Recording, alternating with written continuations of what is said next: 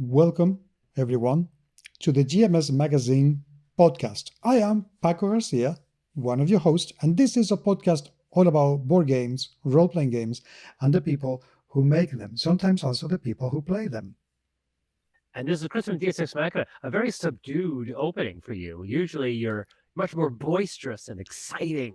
Because you see, something has been happening recently, and I've been changing my studio. I still haven't got it to a T, so I don't want to shout very much because I don't know if this recording is going to be very loud in OBS. So I'd rather use a mellower, sexier, deeper, kind of more calming voice. So exactly, for now we can try and do SMR kind of podcasting from now on. The problem is that whenever I try to do SMR sounds, I always sound like I am being sexy, and it's not the case. That's very hard, isn't it, to have that beautiful Spanish voice? Like, I'm just trying to be serious. Like, no, I'm distracted. Yes. Yes. It's been an interesting few weeks. I'm not ready to talk about the one thing that's going to be happening in my life just yet. We'll talk about it next week, but it's pretty. It was definitely closer to what we're getting to. But I definitely, it's been a very interesting week. Before we get into the big news, kind of role playing adjacent. Have you seen The Electric State? I have. What were your thoughts on The Electric State? Okay, if you as someone who has read the book and has played and has the role playing game, I've read the book, but I have not played the role playing game. You actually have the role playing game. I do. Okay. I have not read the book, and if we base it merely on the role playing game, is a very bad adaptation of the role playing game. It's not necessarily a terrible film. It's mediocre. It's all right. It's fun for what it is. So I reckon if you know nothing about the setting, if you haven't read the books or you haven't read the role playing game, you should be able to enjoy it. It's up there with movies like Morbius or this more recent one about the loads of people fighting Ashura, or no, Harishem, which I can't remember the name of that film because it was so forgettable, I guess. So it basically one of the lower quality Marvel films. I would put it is about that. Better than Madame Web, though. So that's wow. Yeah. Well, the funny thing was the fact that I actually saw Captain America: Brave New World and Venom: Last Dance last weekend, and I would watch those two films again before watching The Electric State. I, as someone who has read the book, who is perfectly aware of the almost eldritch level of almost borderline cosmic horror, there was a part of me that thought, like, and this was the post I made on Facebook, I didn't think it. I didn't have the idea on my playbook of 2025 somebody taking an eldritch horror and turning it into a Spielberg family film. And when I thought about that, I thought about, that's basically what they did. Someone took the images, someone took the idea that it was a retro sci-fi alternate universe and decided to try to make a Spielberg film, effectively ignoring the film's apocalyptic last half. It took the basic premise and then removed anything apocalyptic. It would be like, instead of moving Mad Max into Road Warrior, taking Mad Max and then turning it into Fast and Furious, like that kind of shifting. Because Mad Max, the post-apocalyptic aspects of the setting hadn't been defined. It wasn't until Road Warrior that we start to see what became definitive for the Mad Max setting. The original Mad Max story only cost like $25,000-$30,000 to make, so there were no people in mohawks, there were no retro vehicles. It was still kind of, it's set a few years in the future, but it was still very much a reflection of our modern day. So he could have gone in multiple directions, and he went darker with Road Warrior.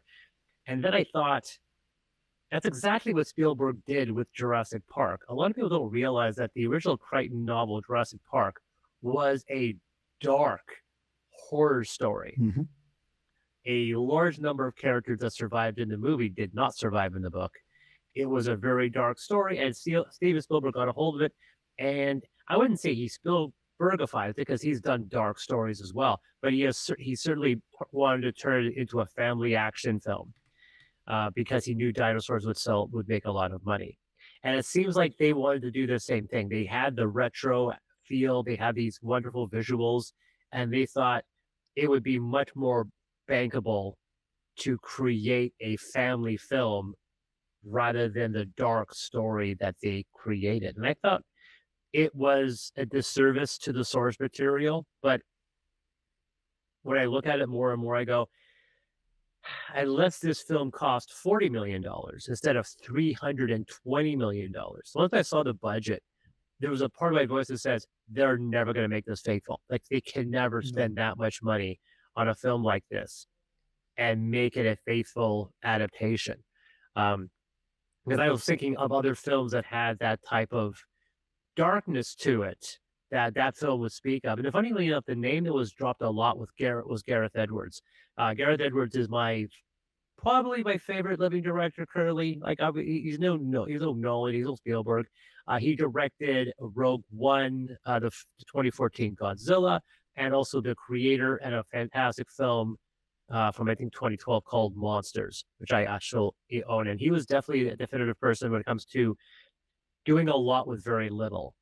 Right, the creator, which has very much of Simon Stellenhag's style to it, just visually. There were some images where you could swear it was from a Simon book. That cost $85 million to make, so 3 times less than that film. When he did Monsters, it had 300 visual effects. It cost $500,000. He did all the effects himself on his home computer. That's kind of what you kind of need, and I saw a lot of people drop that name. But an interesting thing is that I saw another film just yesterday that is also in that same vein of trying to skirt the edge of cosmic horror. And it's on Apple Plus, and it's called The Gorge. Have you seen this film? I have not. It stars 2 extremely attractive people, Miles Teller and oh God, I'm dropping on the name, which is really weird because Anna Taylor-Joy, that's what it was. Anna Taylor-Joy. I just realized before I did the search. She was in Furiosa. He was a Top Gun Maverick. It's started to be the same guy who did the first Doctor Strange movie. And it has to do with an American sniper and a Russian sniper on these outposts on the other side of a gorge. They are not allowed to talk to each other. And the entire story is they just have to prevent anything from coming out of the gorge. And for the first act, it definitely tries to sell the idea that these two eventually fall in love in a very strange long distance relationship. And I really enjoyed, even though it moved a bit fast for my liking, the way that they were setting up the weirdness of their environment.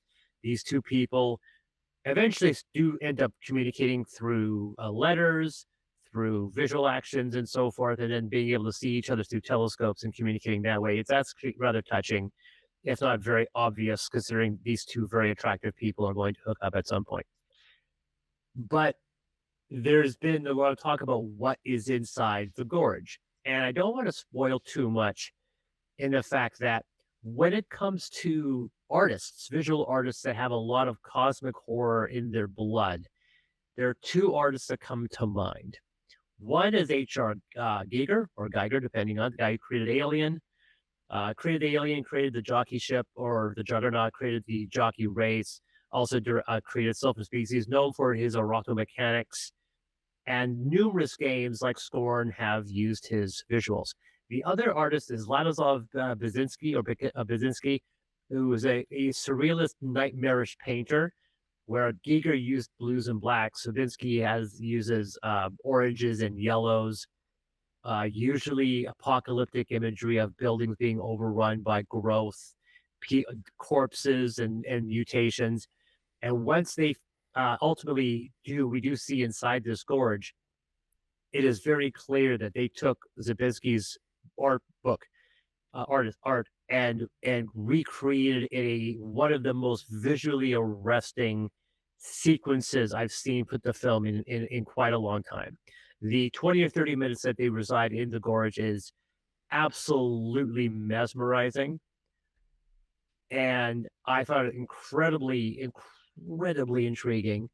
I would recommend the film just purely for those sequences if you like Basinski's art. You will never see it more crystallized in a visual format as in this sequence.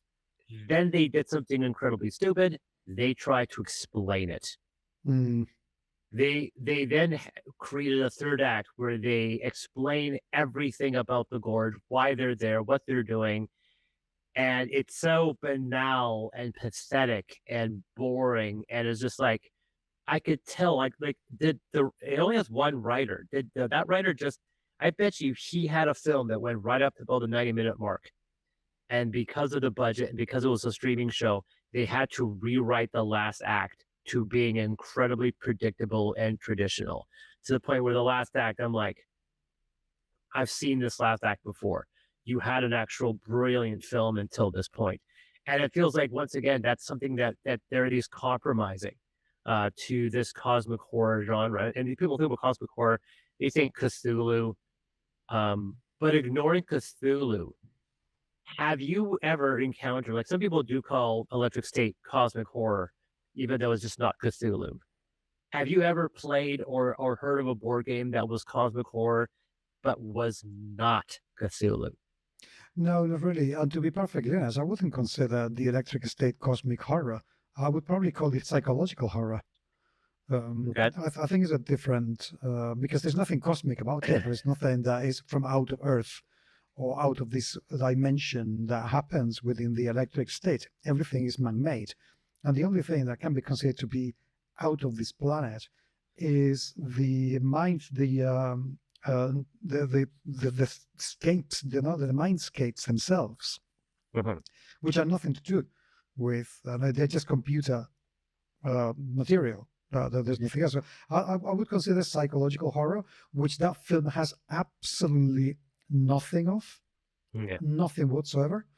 But pretty much every game that, this board game, and even a role-playing game that called cosmic horror is usually Cthulhu based. I mean, role-playing games, I would say I have somewhere a game by Osprey Games. I can't for the life of me remember the name now. Give me just 1 second. Yep.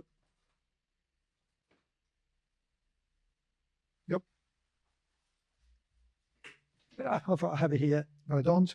So, but there's a game that it's very folk orientated. It's based on the words, folk story tales and fairy tales from mythical Britain, and that felt very cosmic horror to me. I would say cosmic horror would be more likely to be Alien. It's a more cosmic horror the game than the Electric State. The Electric State for me is not cosmic horror. So it's interesting because I agree. I agree. Like I said, that I've always said there's a very wonderful video by Curious Archive where he does propose a level of eldritch horror to the Electric State. But that's setting aside. I did not realize that somebody, because I went looking, and by coincidence, only about an hour ago before the recording of this, someone sent me a link to a non-Cthulhu cosmic horror board game. And I am incredibly intrigued by this. It's called The Zone. It's a game where up to 6 players take characters racked with phobias and obsessions on a one-way trip into a dangerous place full of beauty and horror. So basically, it's inspired by stuff like Stalker, Roadside Picnic, and the movie Annihilation, and the SCP Foundation. And it is basically, it says, mutate your friends, play to lose, and have a spooky time in the dark. So it's very much, it has a lot of, it's got It's got mutations and twists. It's got a lot of really fantastic artwork. It's not listed Mhm. on Board Game Geek. Right. I only found it because someone sent it to me. Interesting. You can play the game digitally for free on their website, playthezonerpg.com. Mhm. Their site is laughingkaiju.com. I would have picked this game up just based off of that, even I don't know much about it. It's the $79 US charge that's really, unfortunately, giving me pause. So I cannot justify spending upwards of $100 for this title. But yes, if for those people who are curious about, as you spin to talking about games, a game that is a cosmic horror that is not Cthulhu, and if you like stuff like SCP, Annihilation, look up Ralph. Say his name is Damasio. Mhm. The Zone, surreal play to lose horror RPG, and yeah, you can buy it now. Okay, well, that's one that we'll definitely have to take a look at. Okay, let's move on to the next segmento. Which one would you like to tackle now? Because we have a number of them. Well, we can talk about Sigil. Yeah, my God, what the hell? Do you want to do an official chapter stop and chapter start then? I don't mind. I can do that anyway. So Okay. Okay. So anyway, Wizards of the Coast has Hasbro, because I think that this comes from Hasbro, not necessarily Wizards of the Coast, has laid off 90% of the staff who was looking after the development of Sigil, and only left 3 people on board. Sigil, as you may or may not know, human being that you're listening to this in the future, it was going to be the super fancy, mega expensive, super uber duper cool VTT for Dungeons and Dragons. I think they hoped that it was going to become kind of like Baldur's Gate in real time for players. And I don't know if it has backfired, if simply people are not taking on, you know, digital sales as much as they thought it was going to. I don't know. What do you think has happened? Well, it's interesting because when I was looking for a quote and then I had a conversation with someone about this, they ended up quoting the common thread. And I won't say who it was, but we'll say it was a mutual friend of ours who's very much involved in this part of the industry. And they said the one I always circle back to, it was a very expensive solution, desperately in search of a problem to solve. Mm-hmm. And when you go to some of the leading articles, like MSN's article on this, they said the same thing. Ultimately, Sigil felt like a solution in need of a problem. This is the common thread now when people talk about Sigil. Sigil was a solution to a problem that didn't exist. I think I to some degree I can see why people would say that. I'm not sure I completely agree with that, because I don't think that he was trying to solve a problem. It was more likely trying to upscale a solution. I think people who play role-playing games are perfectly happy with the VTT that we currently have. I don't use any, by the way, but I think people are usually quite happy with Roll20 style, because it kind of replicates what happens around the table, but on the computer and at a distance, and that does solve a problem. It really does. And I think Sigil was trying to upscale that so it could appeal to video gamers. And yes. Okay. And I don't think the reason I don't think that's worked is because people who play role-playing games, tabletop role-playing games, we don't want to play a video game. If I want to play a video game, I will go and play Dragon Age or Solasta or Baldur's Gate on my PC or my console. But I want two completely separated experiences. Why Why?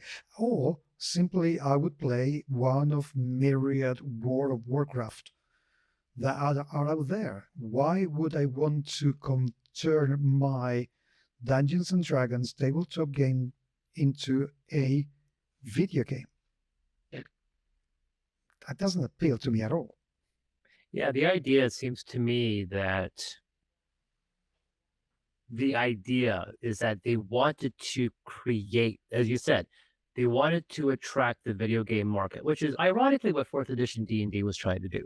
D&D fourth edition was trying to create a tabletop version of a massively online role-playing game, because that was big at the time with World of Warcraft. Let's make it power-based, let's make it combat cards, let's try to recreate the MMO experience at home with a new version of D&D, and it's failed miserably. And now it seems like what they were trying to do with Sigil was to take, once again, we need to attract video game people because that is a $1 trillion industry. The video game industry makes more money than the arms trade. And that's the money they want to tap. So we need to make D&D more digital, but we don't want third-party companies making games for us. We want to be able to create D&D completely as a digital online experience. They had issues with, so anything someone said it's a problem in need of a solution, they were trying to create a solution to a problem that didn't exist. But for them, you're right. It seemed like the problem really was we need to exponentially increase the people playing our game, and so to do that, we need to attract the video game market. So I found it it's very obvious that they were trying to gamify D&D in a way that it felt like they were playing a video game, but they're playing D&D. However, it seems like they had a couple problems. The first is that while they had a very pretty looking engine, they didn't actually know how to properly monetize it. That was something that was spoken of a lot. And the design that came down felt pretty much like a glorified level designer. And it didn't give people the infrastructure to basically run a proper VTT.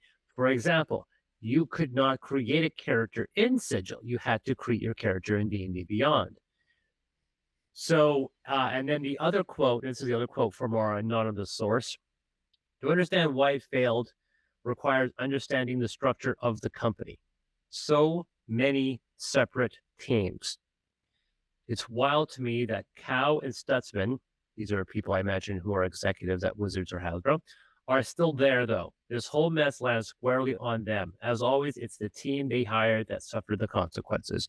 And that's basically what happened last week or 2 weeks ago. 90% of the staff of Sigil were let go, and any salvageable assets are being folded into D&D Beyond, and what we're going to see is a mere shadow of what they have been promising us for almost 3 years. It's the second time that Hasbro Wizards of the Coast do this. They were also going to create this absolutely amazing VTT in 3D with all, bells and whistles for 4th edition. And once again, it came down to absolutely nothing. Nothing at all. It was cancelled when it was already visible. So I have no idea what is... I'm going to make a really inappropriate comparison, but one of the things that some people with ADHD do, some autistic people do. I do this. Start an awful lot of projects and never finish one of them. It's very difficult for us to finish a project and see it from beginning to end. We really have to make a concerted effort to get that done and finished. Yeah. And Wizards is a little bit like that. They get all these projects, they start and they do all these things. Oh, we want to do so and so, and then they fold and they don't do it, and they quit. The hilarious thing for me, as being someone on a personal point, like I get there in the end. I announced Threshold in 2008. I published it last year. So I'll say if you give someone on the spectrum enough time, they eventually will come around to the beginning and resume progress on a project. It took me quite a few years to write the third book of Amethyst. I eventually did do that. So, but you were 100% right. So, what upsets me the most about this situation was the reason the OGL debacle Mhm. of 2023 came about primarily because of Sigil. A lot of people don't realize that there was a direct connection between the hopeful release of Sigil and the potential or the threat of retracting the OGL. A lot of it dealt with what they felt was, which is a funny thing too, because the GSL crisis of 2008 came about entirely because Wizards wanted to put a throttle on the digital versions of their products. They needed to stop people because people were taking third edition rules and doing something digital with it, and they were trying to stop people from doing that. And then here we are, almost 10 years, over 10 years later, they tried to do the same thing to retract the OGL, and it was fueled partially beyond, like, because I don't think they would have raised enough money with their threats of monetizing D&D to have justified blowing up the OGL like that. It was partly meant to put a control on digital platforms. They wanted to control that sphere Mm. with Sigil. They wanted Sigil to be the only game in town. And so they detonated the third-party 5e market. They created a lot of animosity, not only to themselves, but to other people supporting 5e products, to the point of I was getting threatened with boycott. The market had been now fractured with all these 5e variant clones, all for a substandard VTT that's now not even going to see the light of day. So the department was just like, you guys did all of this for nothing. And that is the thing that puzzles me, because if you tell me that they were, halfway there, 70% there, Yeah. I would say, okay, you're cutting your losses because you're realizing that you're not going to get anywhere. But it was 95, 90% out there already. Why not just give it one more year?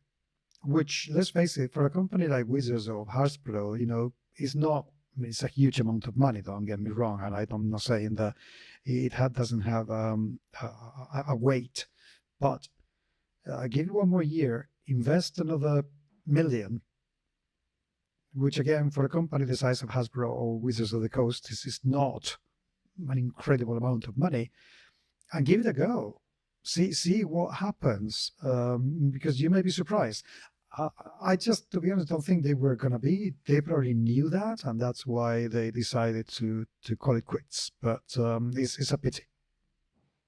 Yeah, it's absolutely a pity. And like I said, it was a lot of a lot of noise for ultimately no reward. But yes, I'm a little annoyed at it. But that being said, it does create, now that we don't have the distraction of Sigil to really impede the sphere, that I'm hoping that some of these alternate platforms like World Tree, that's coming out probably later, it's going to get hopefully on crowdfunding later this year, will have a lot more attention, a lot less competition. And I'm really hoping now that these third-party platforms like World Tree will get a lot more attention because we won't have Sigil to distract from some truly innovative projects in the future. What I wonder is what this is going to mean for D&D, because this also feels to me like kind of the costs cutting that usually take place in December.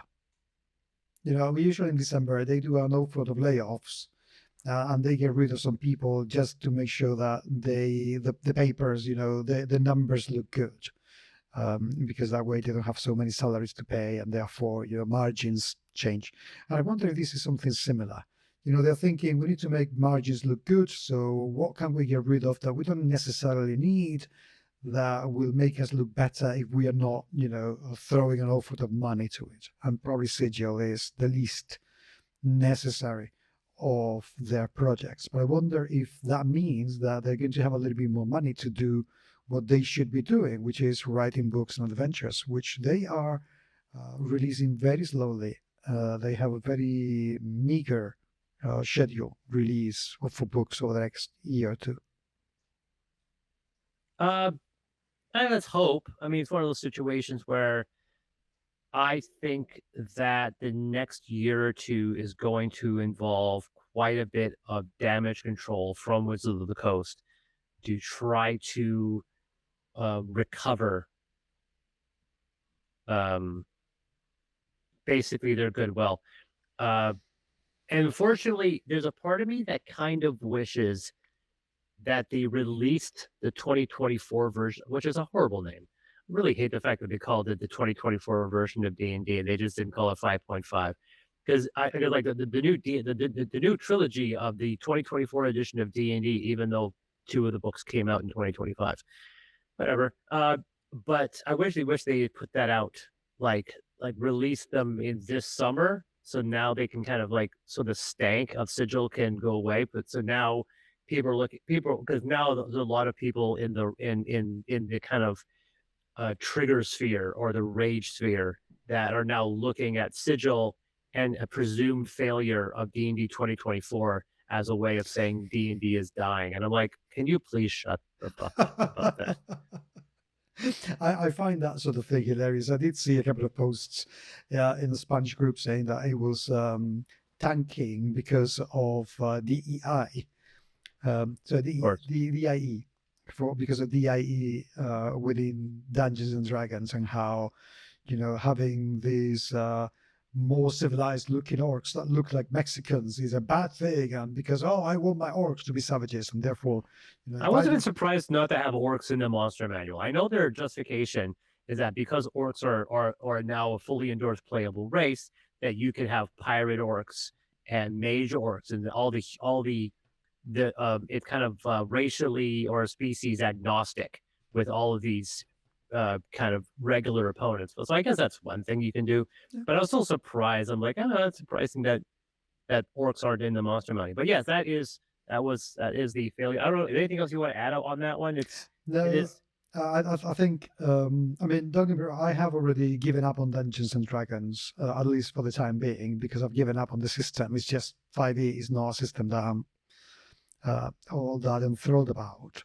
So I'm not going to say that I don't care what happens to Dungeons and Dragons, because I do, not just because I like the game and the settings, but because an awful lot of people play it and make them happy, and I don't want them to stop being happy. So I would say that I care about D&D on those grounds. But I don't care for Sigil. I am only sorry for the people who've lost their jobs. Yeah, 30 people, 90% of the team were laid off. So that is too bad that people are losing their jobs. We don't want people to lose their jobs. No. So I really hope that they manage to find something better. The sooner the better. So hopefully there. But yeah, but I'm not going to miss Sigil. It's not something I'm going to be missing. No, I don't think outside of the few promotions I saw, I will be touching that. On another topic, and see this what you will. There's actually a few people that are seeing this for what it probably is. So Drive-Thru RPG has a print-on-demand service. They have several print-on-demand facilities across the world. Where you get your print-on-demand books from can be a little weird. Yes. So in the US, if you're ordering a print-on-demand book, black and white print costs have gone up significantly, so, as in 40% higher. Which is weird. I thought it would be color going up, not black and white, no grayscale. I don't see that. I don't know why. Yes. From around 10% for low page count hardcover titles to 40% for large hardcover backs, with the softcover titles seeing the largest increase. Note, in some cases, black and white book printing in the US may cost slightly more with this change than standard color books of the same size and format. It should be noted the UK print costs for black and white will also increase, but only 3 to 4%. Which makes more sense. That is more in tune with the rise in the cost of life in Europe. So yeah, that would make sense. But let's face it, you guys in North America, because I think that this will also affect you in Canada, won't it? It doesn't. This is where I talked about the weirdness. What? But they Yes. come from the same printer. No, they don't. The last 3 times that I ordered print on, like for the longest time, whenever I get print on demand stuff for reasons that I cannot explain, Canadian print on demand stuff comes from the UK. WTF? Unless they've changed things. Let's see if I can find one because I can start. I know that there are a few of them that have that. So let's see if I grab. This is a print on demand book, I believe. Let's see if I can see where it came from. So this latest one here, that came from the US. You need to tell me what it was because I couldn't see anything. Oh, sorry. This is my Amethyst Revelation. Okay. The last one. But for the longest time, a lot of my books were coming from the UK. That's weird. I hate it when they come to Spain from the UK because now we get taxed. We need to be very careful because we shouldn't be taxed, but we are. So every time that I get a book from drive-through, I either need to absorb a cost or I need to actually make a complaint and they give me some of the money back, but not all of it. So yes. So, but some people are pointing this as saying this is a result of trade tariffs and so forth. Now, whether or not that is connected anyway, there's no way of knowing. But the But I thing found is, it interesting. I think it is likely that it's somehow connected because I doubt very much that drive-through has decided out of the blue to increase the price that much that quickly for no reason. Now, whether the tariffs are just an excuse to do it, it could be, but I don't see it either because it's a bit too much. And I reckon that then if tariffs went down, then they would need to bring those prices down too. I don't know. Well, I think we know that there's a very decent possibility that behind the scenes, like we know that One Bookshelf employs different print-on-demand studios across the world. Correct. In order to produce this facility. Lightning Source was the UK. I can now read in here that the American one is ICGT or something like that. It's not Lightning Source, it's somebody else. And it's entirely possible that one of these companies in the States, the one that handles black and white book printing, is saying that because we are suffering from tariffs because we get our paper from Canada or what have you, suddenly everything is going up 40% because we don't know where they get their sources from. Well, they get most of their lumber from you, and lumber is used to make paper. Yes, indeed, exactly. That some of it does. There is a large source of wood. As someone who lives in Canada, I know that there is a huge growing rise of cheap wood coming out of Kentucky. There is a new type of, I won't say new type, but there is a breed of tree that has a fast growing, and to the point that way before anything that's happened politically in the world, a lot of mills have been getting shuttered in Canada, and then they've been shifting their operation to the southern states because of this new cheap wood that they're using. It's not as good as Canadian wood, but it's cheap and it's very easy to get access. It's unfortunately an extremely limited resource. It's not as big as obviously Canada. Canada is 90% tree. When you look at the forests in America, it doesn't have close to the coverage. But hey, my brother got poached by a lumber mill in New Zealand. There's lumber mills everywhere. But yes, there is a decent possibility that the print studio that does the black and white printing for the States gets all of their paper from Canada. And as a result, they're being hit with tariffs. So as I said, it could be the case that that is the reason why they're doing it. I don't think they would be doing it as an excuse or for no reason whatsoever. What I wonder is if the moment that the ensuing civil war that's coming to the US ends and the tariffs disappear, when fascism falls, the painful falling of the fall of the fascism that should fall forever, whether they will put the prices down once the country economically recovers in, I don't know, 15 years perhaps, something like that. Probably not. For me, and that springs to the other thing about, like, there hasn't been a lot of talk, at least not publicly, that I've seen about whether or not game publishers specifically are going to be, like, one thing about my cracker making, which is my other business, that I appreciate is that it is completely disconnected from anything American. All my ingredients are Canadian. Bags come from China. It's pretty easy to, and then my bag never get exported outside of Canada. It's entirely a national business. But as a game developer, I'm forced to deal with um, international issues. And then my problem is that up until even recently, my company has been intimately integrated with American companies. All of my distribution systems have all come out of the States, right? My majority of the backers have always been American. My backers have always been across the world, but there's no denying I've had a lot of backers coming out of the States.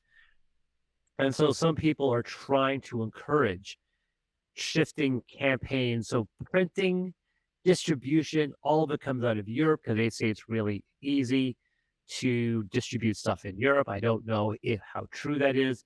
But for me, as we get into the nationalist and populist agendas with these rising fascist ideologies, it's going to be very difficult.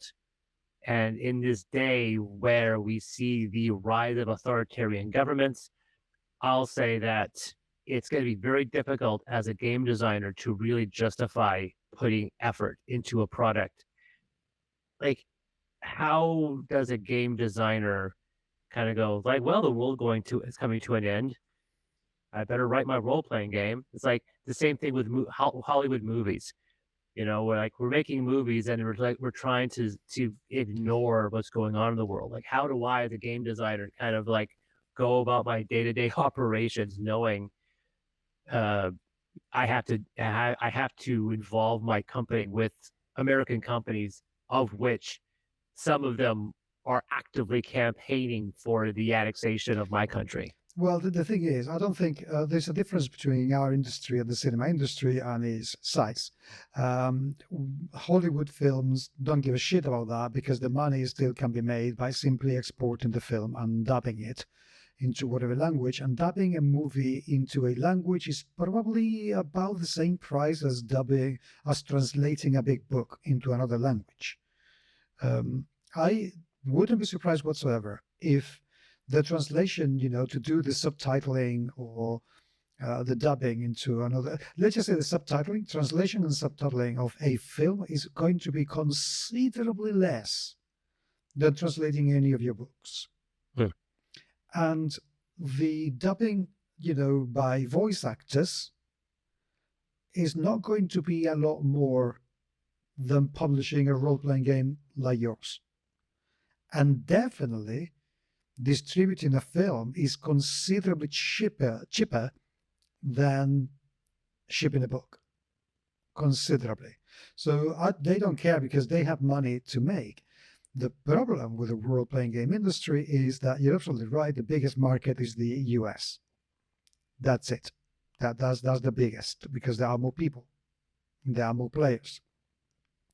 And the problem with Europe is that it's not really easy to sell in Europe anymore because you have to comply with an awful lot of regulations that, unless you know how they work, they can be a pain in the ass to deal with.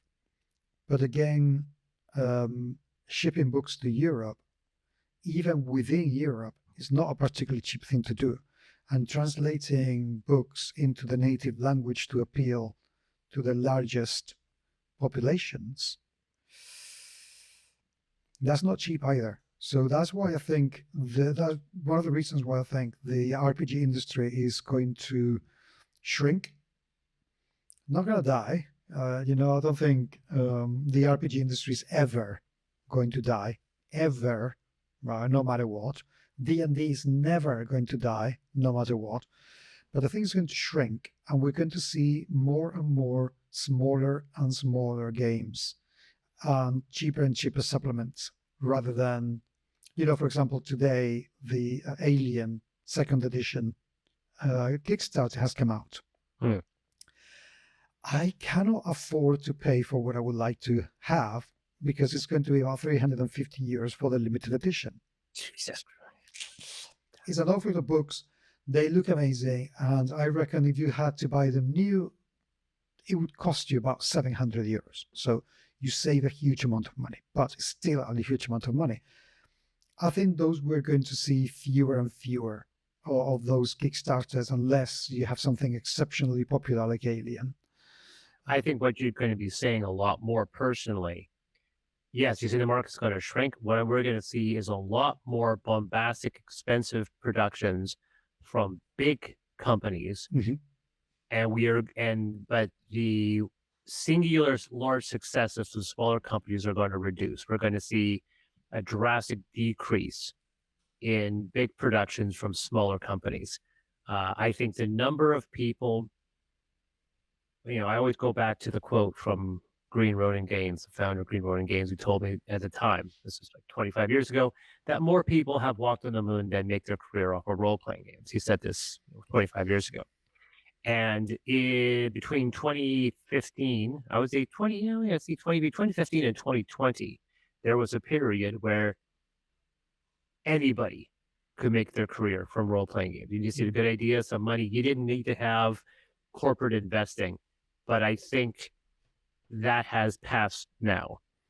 So we're going to see, people are going to see, like, they'll think that the market is rich. They'll think the market is vast. But I'm thinking, yes, but you're not aware of probably the hundreds or thousands of game designers that are no longer producing, or they're not producing nearly as much content, and they're not producing the quality that you're used to because they're concentrating on other things. They have to get other jobs.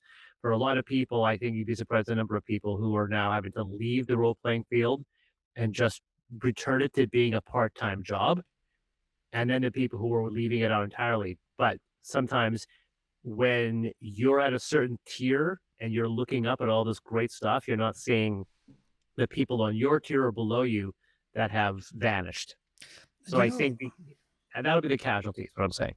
Well, I don't know how correct that's going to be because I am saying, since I've been working with Nibble on Board Vanguard to bring some role-playing games into different languages, one of the things that we have is some authors who have very small companies, and yet they do manage to make enough money to keep themselves afloat. They're not going to make themselves rich by any means, but they can make enough money to actually make a decent living. There is a current Kickstarter at the moment for a game called Why We Fight. And Laurie is actually making a living out of his games, which is quite amazing. And in the UK, which is not a particularly cheap country to live in. Yesterday I was talking with a company here in Spain, and they're just two people, and they have a publishing business, and they're doing okay. So I think there's going to be more of a chance of becoming sustainable, but because the paradigm, I feel, is changing over the last few years. And I this is something that's happening to me, okay, also. Over the last few years, there's been a time where we would back anything that looked cool. We like shiny shit. We love it. And we've backed it and we've bought it. And now I look at my shelves and think, so pretty, my precious, kind of thing. But now I look at the costs of role-playing games, and even if my income is similar to the income I used to have when I was living in the UK, I can't help but thinking, I'm never going to play this. I'm never going to use it. Do I really want to spend 150 euros in this? And you'd be surprised how many times the answer has been no. But getting a zine or getting a 30 euros or 35 euros game, and I'm thinking, okay, because if I don't play, I'm not really spending an awful lot of money. But I look at the super expensive things from Agatha's studio, for instance, Shadows of Esteren and Fate Forge, that sort of thing, which are absolute works of art. And I look at them and think, I am never going to read 3,000 pages of game, which is what I have in the 6 volumes. Why bother? Why bother? I'm not going to read 2 million words. Why bother? And I think that that's going to happen for an awful lot of people. A lot of companies are going to be a lot smaller. They're going to produce smaller games with bigger margins. They're going to have a decent number of super fans. Super fans are going to be the people who will always buy whatever it is you produce. And this is what's going to be sustaining the industry. Prince, the singer and composer, they always managed to make a living because they reckon that it didn't matter what they produced or released or composed. About 300,000 people would always buy anything and everything that they did. And that was enough to keep them going. That would cover all their expenses, and then they would have whatever investments or businesses or appearances or concerts or whatever. But he had enough super fans to actually keep them going. And I think that is where we're going to go to right now, both for publishing, for content creation, for anything that's artistic. The paradigm is going to be find your super fan, find the community that will keep you ticking, and anything else will be a bonus. So that's why I think there are going to be more companies being able to make a living than before, with smaller games, with better margins. Yeah, I mean, that's a possibility. I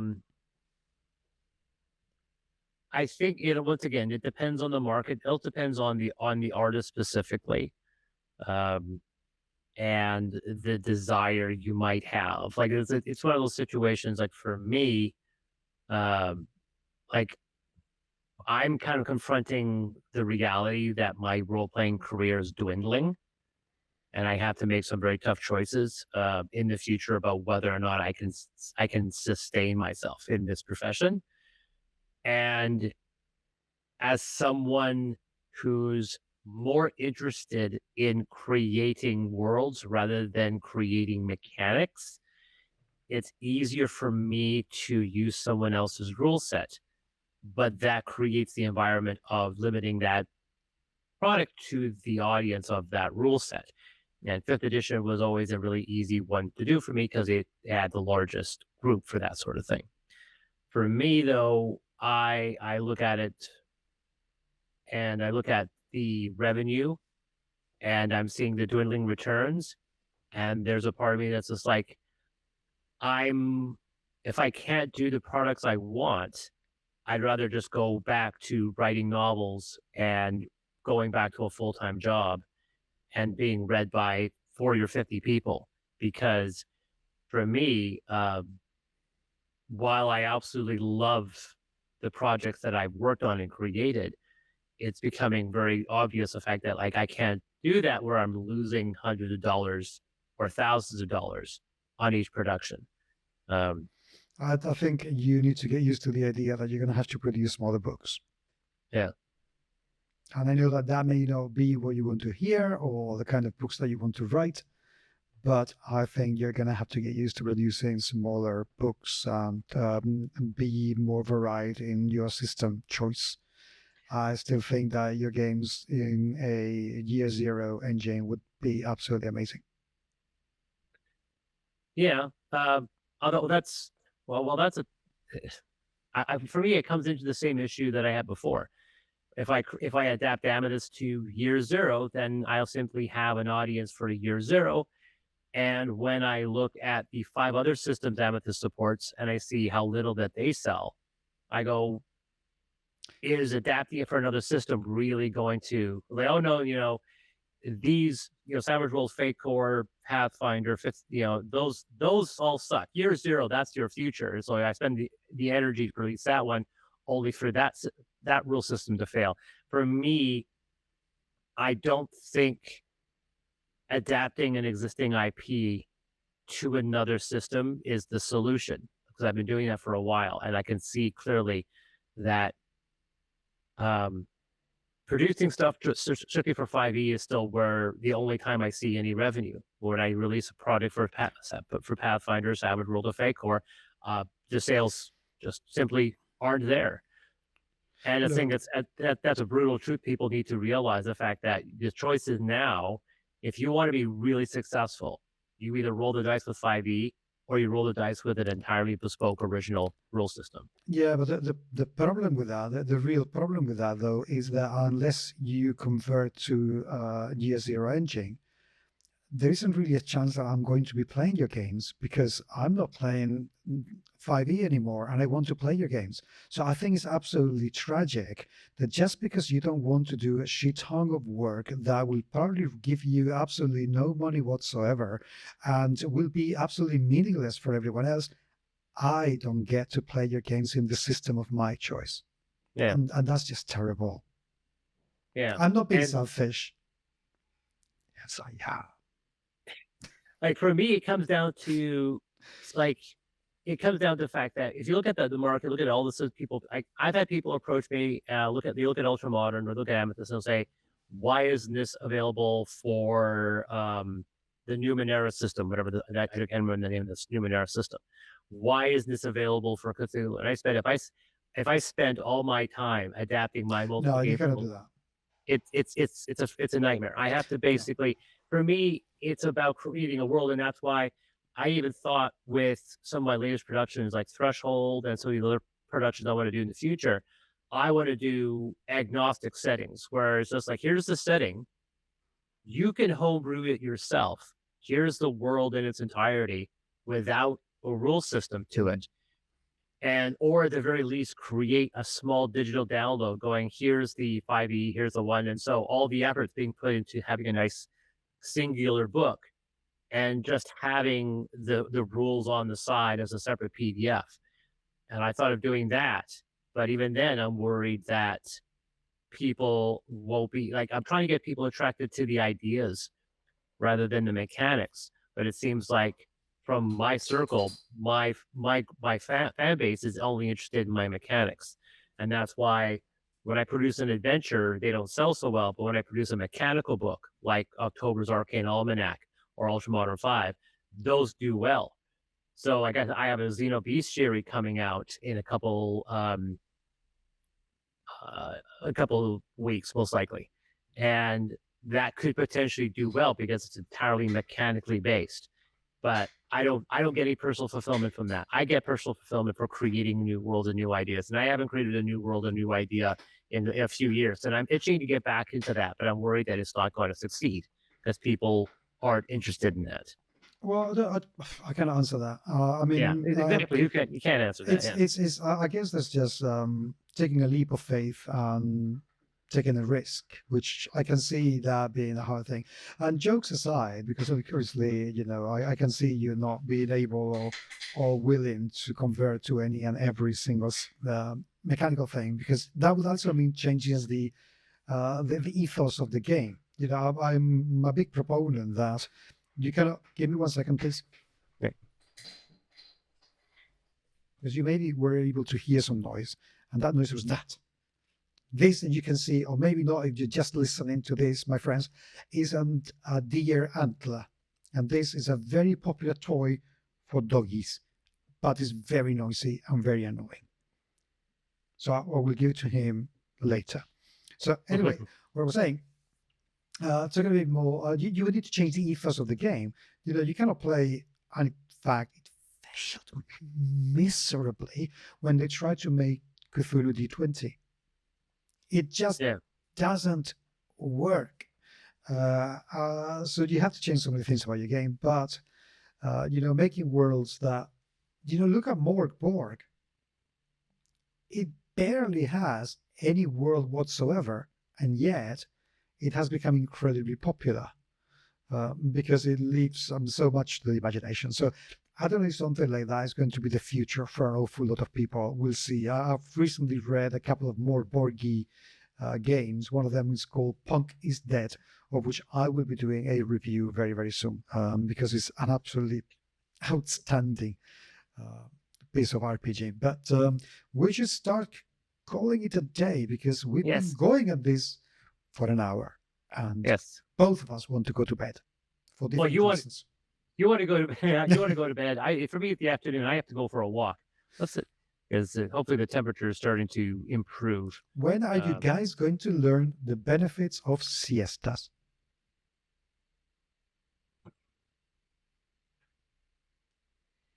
Afternoons are for napping, unless you're at work, in which case you just pretend to work while your brain naps. The funny, you're right. Actually, the funny thing is I do my best. Like I can have an afternoon nap. I can have a siesta. And I would love when the sun comes out, it's nice and warm, to be able to go outside, throw out a hammock, and have a nap, have a quick little nap in the sun. My wife cannot. She falls asleep in the day. I won't see her until the next day. Like she can't. I can have a nice 10, 15-minute nap. Maybe I will do that. Maybe I'll have a quick 10-minute nap before taking on the rest of the day. We'll see. It's worth trying. But anyway, humans, we will talk about the benefits of napping between RPG sessions in another episode, which I think that will give us an awful lot of topic. Meanwhile, please do get in touch. And I am so sorry that we've been for 2 weeks without doing anything, but my computer died and I had to wait for a few days until my insurance replaced it with a brand spanking new one, which was amazing because it actually paid off. I managed to get a much better computer than the one I have, and my insurance paid for it, which is great. And look, and I have a doggy, which is mega cute and has got his vaccines. So anyway, if you want to get in touch, please say hello on Blue Sky, where I am. I'm at GMS Magazine also, on Facebook, where I'm still standing strong in there because, I have lots of friends I love very much in that platform. Twitter, I'm just there to put tweets that will annoy Elon Musk if he read them, hopefully. And email podcast@gmsmagazine.com. I'm going to be doing tons of shit. As in shit, it's stuff. This is not a bad thing. I'm going to be doing an awful lot of stuff over the next few weeks, months, years, decades, lifetimes, hopefully. And this has been Chris from DSX Machina. Find me on all platforms. That's DSX Machina, and also on Tavern Snaps. Yes. Also, at the time of this recording, we won't talk about it at length. We'll do it next week. But Alliance Entertainment is acquiring Diamond assets. Oh, how exciting! Diamond has been bought out of their bankruptcy by Alliance Game Distribution. Great. So so we'll talk about that later. Okay. Usually it's just dropped. Like at the time of this, it cried 20 minutes ago. I will become informed over the next few days. Anyway. All right, cool. See you soon. See you soon. Bye.